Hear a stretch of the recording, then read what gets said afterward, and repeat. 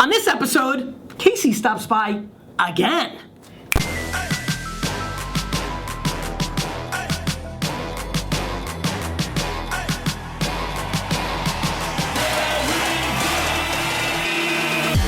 You ask questions, and I answer them. This is the Ask Gary V Show.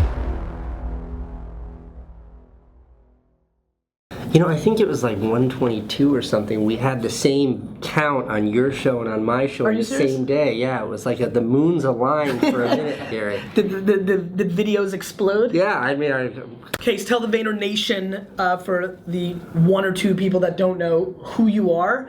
This is a second time guest appearance, and we've only had like 3 guests ever, so clearly I like you a lot, Case. Thanks for having me. It's great to be here. Who am I? I make videos, I have a technology company, and I'm a huge admirer of you, Gary, and this wonderful show that you've been putting out there for all of us viewers. I appreciate it. So, I think we'll just get right into it. I think we had a lot of questions yesterday, kind of tweeted out that you'd be here, and people got excited. You have a new startup, which we'll give some time. I'd like you to talk about it for a few minutes. Great. But India, that's why I went on the left side. I know.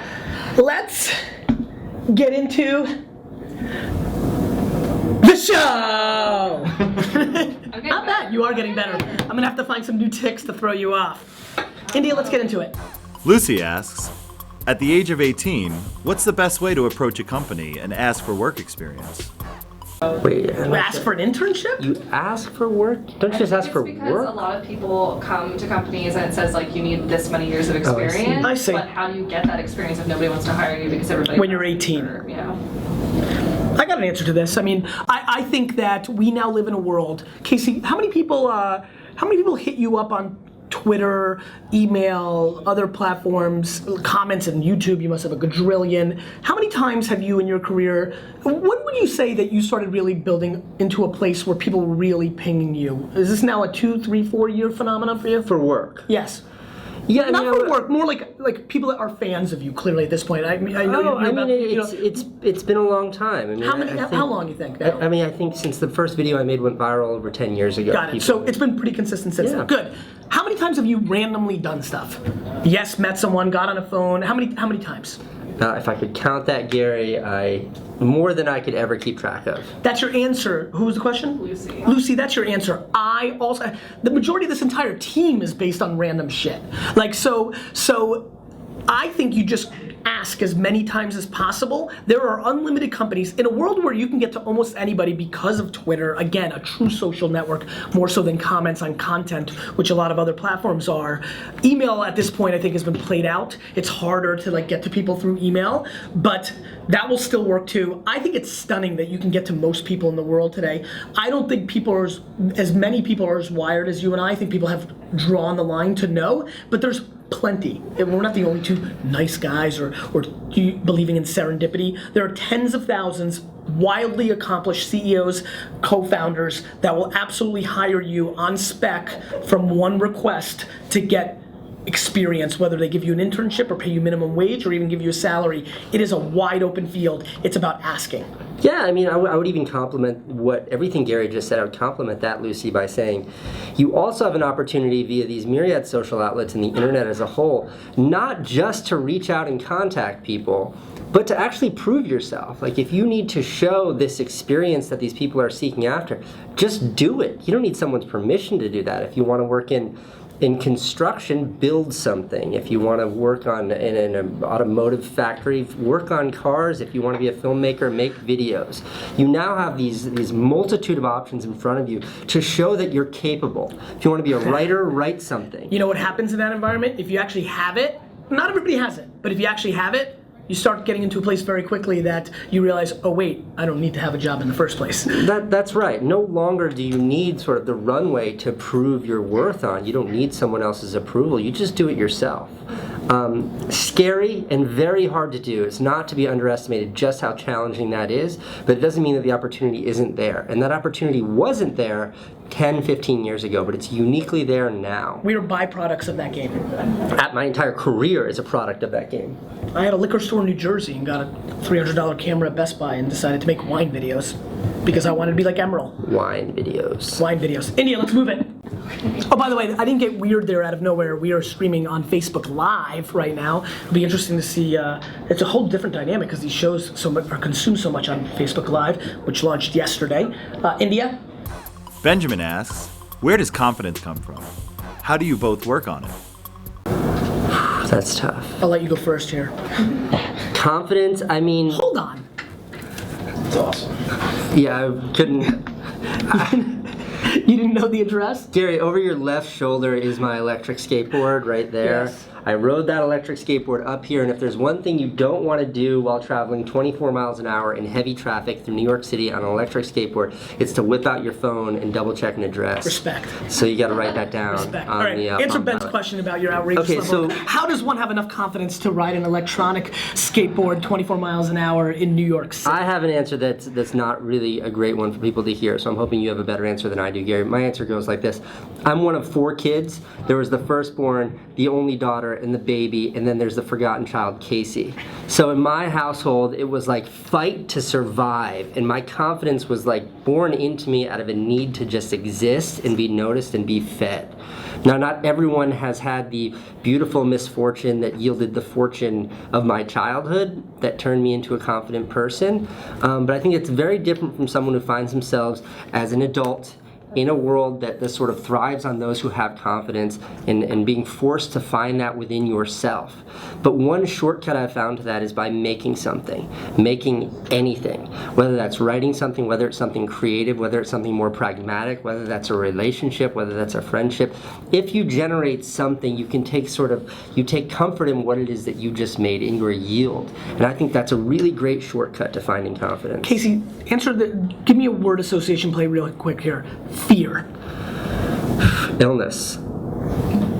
Illness? Yeah, that's I really didn't want you to go there. Thanks for screwing up my answer.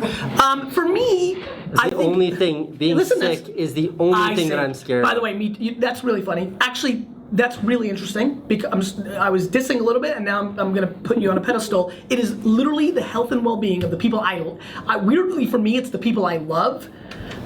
Is scary ass crap for me. It's a very big challenge, and we all go through it. And so I'm with you on that. Where I was going with that is this: I am not scared to fail by any stretch of the imagination, and it comes in the form of truly being in this weird place where I really don't give a rat's ass what anybody thinks. And again, that's wiring. How does one work on that? What do you think? What do you think? I go in my room like, don't care what anybody thinks. Don't care what anybody, like, you don't do that. Yeah, you get made fun of a lot in high school, and it seems like the entire world is falling apart because you're being picked on. I And then want people to make fun of me. You grow up and you realize it doesn't matter what other people I do, think. India. You really don't. It really doesn't. And appreciating that. It's like those yields last 2 confidence. weeks of high school. If you can capture that feeling, those last 2 weeks in high school, literally everybody stops caring what anybody thinks because you're all going somewhere else. And so I've always had that feeling. It's crazy how, I was born with confidence. I truly believe that. I do believe, in my case, I also have the fortunate aspects of coming from a struggle place in a different way. On the flip side, my mom, I was the firstborn, the apple of my mom's eye, and so I had massive positive reinforcement, which then just made me feel entitled to success in an environment where I was failing classes. I was 4'11" when I went into my freshman year of high school. Not so strong of a situation, but I walked out. I mean, my book bag was bigger. Where's your big book bag? Didn't bring it today. Not on the skateboard, Gary. Like, I literally, my book bag was like your size. Like, let me tell you a story about my freshman year. 9th day of school, I'm walking down the hallway. I'm late for a class. I have a Jordache book bag that's twice the size of me. I'm walking. It's like 8 minutes after the bell rang, I'm lost as fuck because we have a huge high school. I have no idea where I am. This is terrible, right? There's some dude hanging out of class with Paige Parlow, who's one of the hottest girls in our school. It's 8 days into school. I know who she is. She's a sophomore. He's a senior. I'm walking by them. He goes, psst. I go, yeah. He goes, the nursery school's over there. That's what happened to me. Do you know what went through my mind? I said, wait till I Face punk. Sorry, India. That's what went through my mind. And that's just where I've always been. I know it's a little crude. Very Vaynerchuk, folks. All right, let's move on. Okay. From Alan, this is for India's blushing right now. I am, but I blush all the time, so. Andrew's really blushing. Yeah. That was fun. I'm sorry. All right.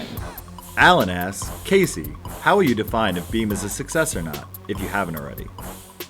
I definitely haven't already. Beme, which is my technology startup, here's some context. Link that up, D-Rock. In, We'll in link the it Facebook below. post, in the YouTube post. Let's make sure everyone. In fact, we'll put a link Download it. below that if you click on it, will automatically unlock Beme for you, and you will automatically be following Gary.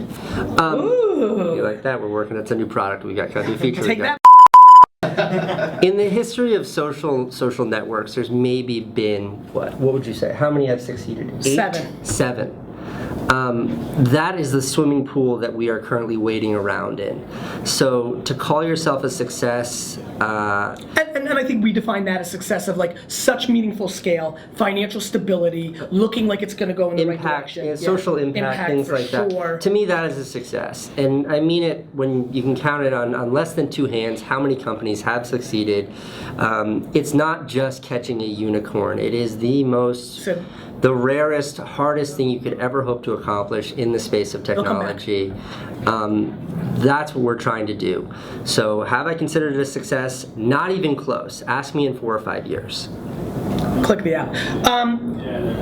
Yeah, I mean, look, to me, one could argue that it's a success right now. The amount of people that I come across who are doing other things in their career that want to go then make a app that has the ambition to win the consumer web game is extraordinarily high. The amount that even saw the day of light with well-financed funding, it's repetitive, with money, with all the things going in their way, is very small. Then to have that happen, on top of which, to have a very smart, you're a tremendous marketer, that means a lot to me. I'm sure you define yourself in a lot of different ways, but your marketing skills are very high. I admire them. The amount of noise and excitement that was generated felt amazing to me. Then you got to back it up. So now there's the next challenge. Now's the tough part, is actually making the product at that level. So. Yeah, I mean, some of the... Are you typing a new? I'm sorry. Don't do a new one. If it's done, it's done. Cool. All right. We just lost our Facebook feed. No, but some of the greatest failures ever were a gigantic pile, an aggregate of tiny successes. So I appreciate everything you just said, and I really hold dear the tiny successes we've had thus 60 far. seconds for everybody who's watching what it is. How you describe it in 60. I know that's tough, but... What Beme is Beme is a way of sharing via video the tiny moments you experience in life and doing it in a way that's absolutely dynamic but doesn't interrupt the moment. And within this 60-second window, I can demonstrate to you exactly how that happens, and it looks like this. Like right now, I'm capturing video of this entire set of Gary's beautiful face, just like that. And when you hear the noise, that means it's been shared to all of my followers. That's what Beme is. You know what I love? But you'll never be able to see what you just shared. Well, not until it's live in the network and everybody else can. And that's the whole idea, is to remove the scrutiny, is to remove sort of controlling the image of yourself and your life that you put out there. I like to say, Beme is not about sharing how the world sees you, it's sharing how you see the world. And what's interesting about that is what's really happening in social is platforms are showing who you want to be to the world. We are all living in the most PR'd version of ourselves. We have 15-year-old girls running around America right now who are massive growth hackers who understand the speed in which likes come in on an Instagram photo that took them 17 minutes to take, and then they take it down within the first 60 seconds because they don't like the data that's coming back as fast, and they reset literally 3-hour dynamics to pull off the one picture that's going to capture the moment of that concert you went to, which is PR at its finest. It's an interesting dynamic. Yeah, we're trying to get away from that because I think like the ethos, the principle behind this, our mission statement is to promote understanding by sharing perspective. And I think like if you can tap into other people's perspectives, you get a better idea as to what the world is around you. When I decided I'm an investor, when I really got excited, I'm still excited for this moment, is the thought of like the first time I go on stage and Beme to me is so exciting. Like literally people seeing what I get to see when I give these keynotes versus watching me is an exciting moment for me. Do you know, and we can stop talking about Beme in a second, but last night, a friend of mine named Sean Duras, you know him from Snapchat, Sean beamed his daughter being born. What?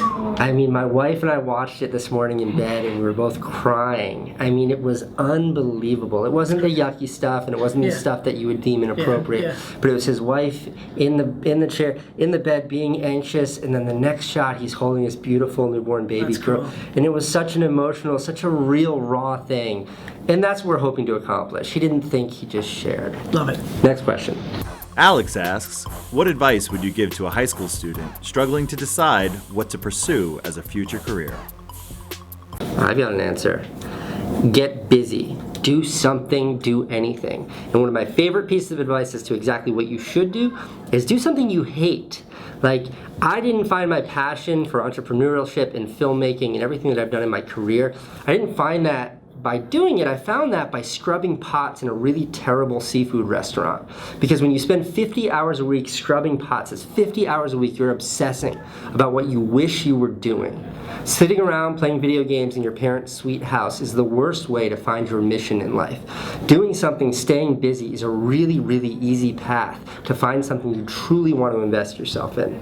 I would also then say to recognize that playing video games in your parents' sweet house is probably your outlet to success in your career.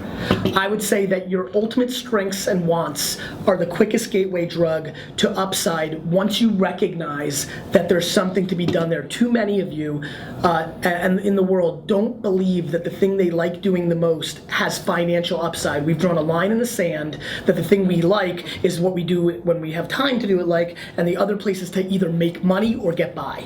So many people in the other bucket are driven by, I'm gonna go into finance because that's where the money is, or, you know, I just need enough money and then I'm gonna have good work-life balance, I'll be on the softball team, I'll play video games. I really believe that somebody who's watching this right now who obsesses on being on 6 softball teams right now literally can make $127,000 a year in ad revenue and live events and a couple other sponsorships and selling a couple t-shirts by literally becoming the authority on softball in America.